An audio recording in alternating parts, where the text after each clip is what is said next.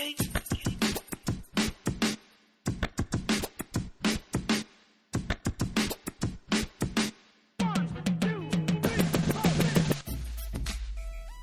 this is Living Digital, where we talk about apps, technology, marketing, and innovation. I'm Jazmin, digital resident and explorer. Today, we'll be stepping onto the battlefield of the video messaging war. In the past year, we've seen this functionality with apps like Instagram Messenger in 2013 and Vine Messages earlier this year, as well as in lesser-known apps like Glide and Blab. You may or may not have heard of them, but I did find them when I was doing research for this podcast. However, we should start with a basic question. What's the point of video messaging? Well, it's a step closer to humanity than a Twitter handle or an avatar is. 2, it's efficient.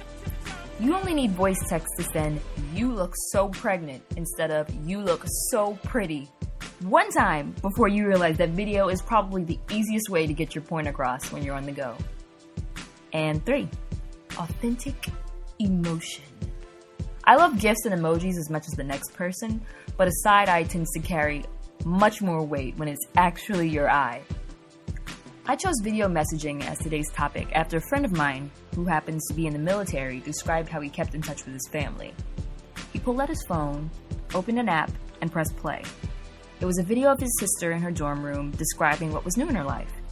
About 30 seconds later, a video slides in from the right, and it's his brother holding a baby describing his latest adventures in fatherhood.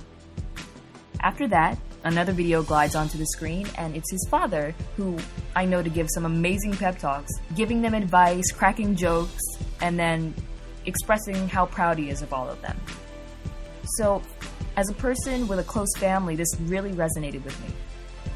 My friend told me that the app was called Glide, Glide, which is a video messenger that allows you to send and receive short video messages that can be seen live as you're recording or later like a text message. The sequence that I just described was the chain of interaction my friend had with his parents and his siblings. They also happen to be spread throughout the country.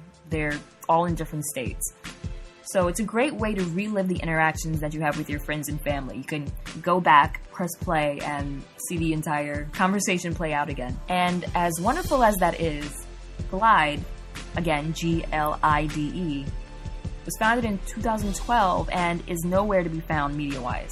So I'm sure that's why so many startups like to replace I's with Y's and, remove E's altogether, which makes it more identifiable and a lot easier to find on the internet. While there are apps out there for the specific purpose of video messaging, social media has shifted to meet this demand. What's interesting is Business Insider predicts that messaging apps will soon be bigger than social networks. Of course, Vine and Instagram have messaging functionality, but those apps are more suitable for those who want to share artsy, creative videos.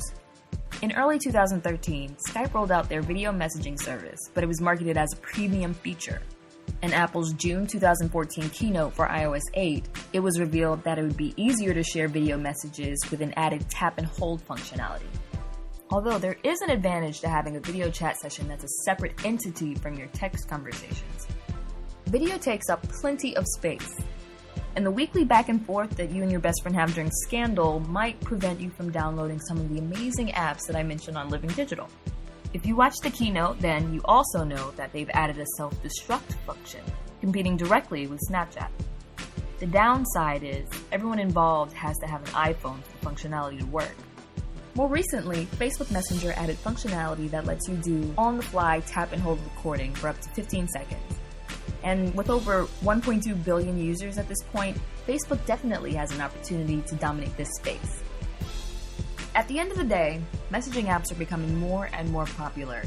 If they succeed at making video messaging easy, less of a memory sponge, and seamless within the whole mobile experience, I think many more people will take advantage of this type of communication.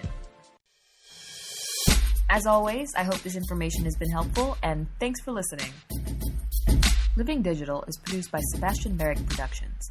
Theme music by Derek Carter.